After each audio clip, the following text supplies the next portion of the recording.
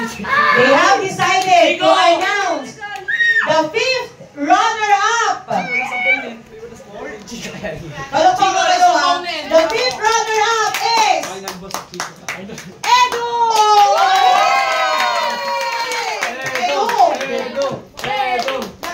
Nanalo ka?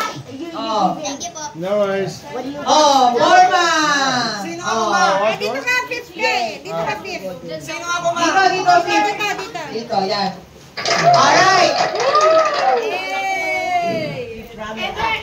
Siyempre, pag may 5th runner-up, may 4th runner-up.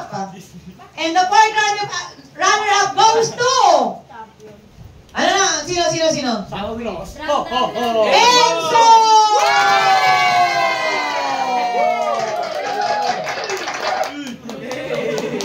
Walang talo sa pamilya ni Matang. And the 3rd runner-up! Hawak kayo kamay.